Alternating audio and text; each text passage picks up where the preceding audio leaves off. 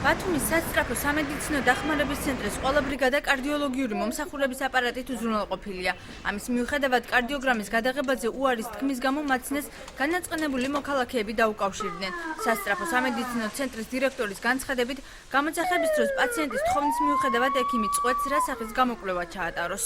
ყველა პაციენტი არ საჭიროებს კარდიოგრამის გადაღებას, მაგრამ ასაკენი პაციენტი, პლუს ახალგაზრდა ასაკი, მაგრამ ალკოჰოლის სიმთვრალით პაციენტი, რომელიც აღნიშნავს ტკივილს გულის არეში, ეს პაციენტები ყველანი საჭიროებენ კარდიოგრამას და პირველი ჩვენება კარდიოგრამის გადაღებისა და მომსახურებისა კარდიოლოგიური ბრიგადის ეს არის ის, რომ ტკივილი გულმკერდის არეში, თუ კი არის ესეთი ჩივილი, უწევთ სათანადო დახმარებას. ერთპიროვნულად ექიმი წყვიტავს, სჭირდება თუ არა პაციენტს კარდიოლოგიური მომსახურება. როგორც ასეთი კარდიოლოგიური ბრიგადა ესეც ცალკე არ არსებობს, არსებობს სამედიცინო ბრიგადები, რომლებიც ემსახურება როგორც კარდიოლოგიურ პაციენტებს, ასევე სხვა ნებისმიერ პირველადი მომსახურების საჭიროების შემთხვევაში ჩაუტარდება ყველა ეს მომსახურება სასწრაფო ბრიგადების მიერ. თუ იქნებოდა ერთი კარდიოლოგიური ბრიგადა და გამოძახება მოხდებოდა მაგალითად 3 პაციენტის მიერ, ხდებოდა ის ფაქტი, რომ ერთი ბრიგადა გასული, რომელიც ემსახურება პაციენტს, ამ შემთხვევაში 2 პაციენტი ჩებოდა ყურადღების გარეშე. აჭარის ჯანდაცვის სამინისტროში აცხადებენ, რომ სასწრაფო დახმარების ექიმის მომსახურება ნორმირებულია. მინისტრის მოადგილის განმარტებით,